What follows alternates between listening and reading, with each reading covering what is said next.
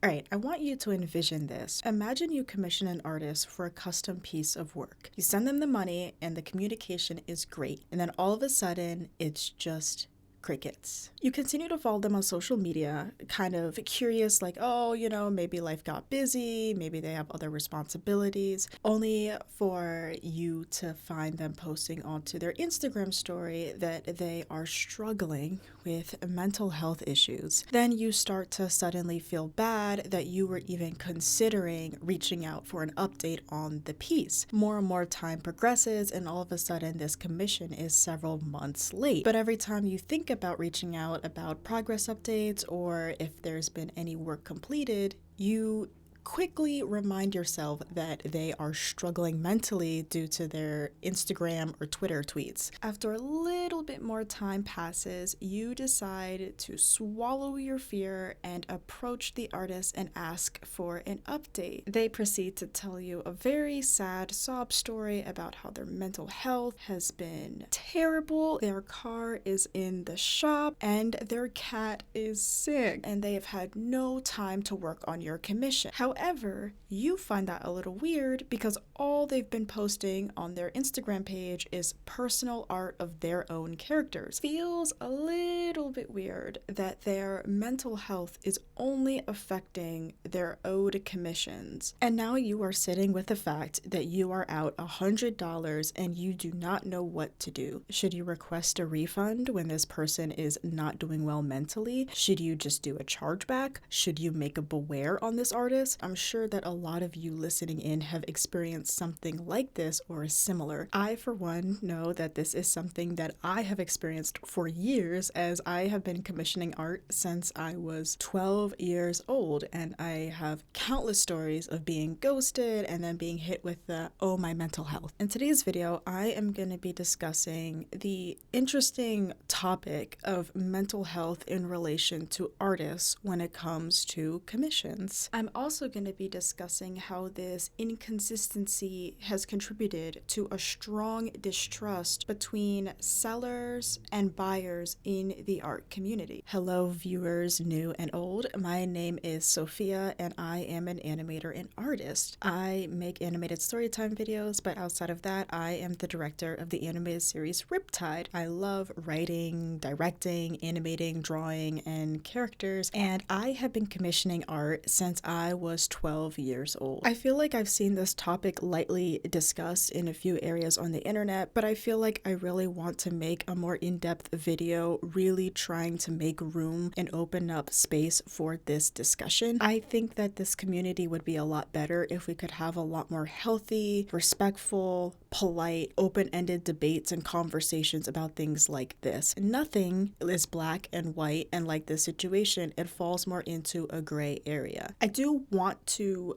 make a quick disclaimer and say that today's video is specifically about mental health in relation to business practices in the art community. I'm well aware that there is pretty much countless things that I could say about mental health in relation to artists, but I'm specifically going to be discussing the business aspect. I also do want to add that this video is not meant to demonize anyone. It is simply to bring to light the topic and encourage healthy and respectful discussion. I also do want to apologize if this video seems a little bit clunky. I wrote down some bullet points, but this video is unscripted. So yeah, I'm also sorry about the visuals. I know a lot of you guys are used to fully animated videos, but right now I am juggling 2 jobs and my college class, and so my time is very limited now, so yeah, I'm sorry. I'm so sorry for the yap, but one last thing before I get into this video, please consider subscribing to my channel.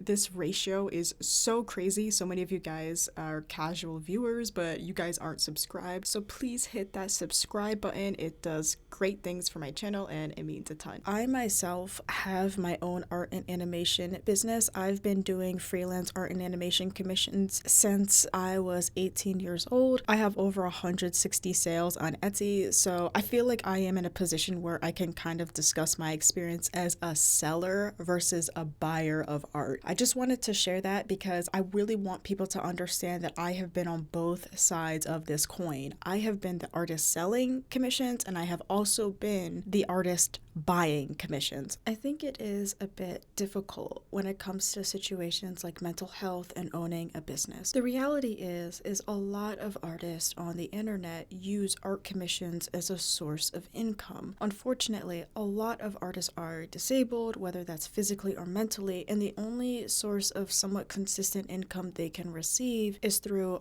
art commissions online. And because of this, it is very common that you're going to run into somebody who has mental health issues or they're struggling to stay motivated with their piece. In a lot of ways, that isn't their fault. I'm also a firm believer that even if you have mental health issues or physical disabilities, you can still do anything that you put your mind to. If you are opening up commissions and you are taking money from people, you owe those people a product. And if you do not follow through and give those people a product, then you owe them a refund. Hey, where is my commission? Followed by the, oh, my mental health, I don't think I'll get to it. And it's like, okay, that's fine, but I want my $50 back. And then they're like, oh, no, I can't get that to you. I personally just think that that is a little unfair, and I don't think that that is morally correct. If you take on commissions and you are in a mental position where you are very unmotivated and you can barely finish anything in your personal life, I really don't believe that you should be taking on art and animation commissions. Why are you allowed to take someone else's hard-earned money and then say, oh, my mental health, when they ask for the product? They paid you for a product, and if you can't provide that product, then you owe them their money back. I believe that this idea is very simple and applies to real-life scenarios all the time, and so I don't understand why specifically in this community, that example of what I just laid out is considered quote-unquote debatable or controversial to say that a customer who paid for their product deserves their product. Leaving your clients waiting for months and months and months without any kind of updates or communication is not right. I personally don't believe that there's anything wrong with demanding refunds for art, even if the artist is dealing with mental health issues in a scenario like this, where the buyer is being ghosted for an extensive period of time. And of course, it may be hard for the artist, but at the end of the day, that's a responsibility that comes with owning your own business. You are taking people's money with the promise that you will work for them. And the fact that you aren't following through, then they don't have to follow through. Why should you get to keep their money? I just don't conceptualize this idea. I feel kind of so-so about artist bewares because I see them like everywhere. If you create or post art at all online, you've probably stumbled upon an art beware somewhere, and half the time when you read through them, it's nonsense. It's stuff that doesn't need to be public, or it's stuff that doesn't need like all that attention brought to it. When it comes to working with an artist, I feel like the only times a public statement or beware is needed is if you as a buyer request a refund because you did not receive a product you were promised and they decline or they refuse, then I think that that is grounds for a beware. I think if it's something like, you ask for a refund and the artist gives you a refund, there's no need for a beware because they gave you the refund. Making a beware when an issue is already resolved is just so unnecessary and counterproductive. I have seen issues where a buyer and an artist have a disagreement and the artist gives a refund to the buyer and the buyer still thinks it's appropriate to make a beware. That to me is just counterproductive. It doesn't make sense, and I think it's incredibly unnecessary. Again, I think stuff like that also contributes to the distrust in this community. Because imagine how that artist felt after getting into this disagreement, working it out, giving the buyer a refund, only to find this buyer making a beware on them. Then the artist probably feels as if that they no longer want to take on any more commissions because they thought they did everything right. After the many years of me being in this community and after many years of selling selling art as well as buying art. I thoroughly believe that our community has an issue with a lack of professionalism and accountability. I feel like there is a level of distrust between sellers and buyers in this community. I believe a really big contributor to this is the overwhelming amount of stories of people getting scammed or ghosted or guilt tripped by their artists. Buyers that made to feel like the villain because they wanted a product that they paid for. But on the opposite side of this coin, we have clients not adhering to artists' terms of service and having unrealistic expectations for the artist or the piece that they are yet to receive. And honestly, I really think that this is something that we need to do better with as a community. Artists should strive to be more professional. I think sometimes it can be hard because all of these business transactions are being done behind a screen. And I think sometimes because of that, people can forget that these are real people behind the screen that you are working with, that you're having an exchange with, right? And I think because of that, there is this disconnect between buyer and seller. Like, for example, you probably would not see this behavior at an in-person establishment, but because it's entirely online, there is a complete disconnect and lack of professionalism. Additionally, I also believe that a lot of artists believe that because they don't have a brick and mortar business or they're not seen as an actual business under the government, that they don't need to be professional and they don't need to communicate. There's a whole discussion we could also talk about with artist entitlement, but I'm not going to get into that. I think that's a whole other subject for another day. But I think those two topics do kind of overlap in a semblance of artists feeling as if they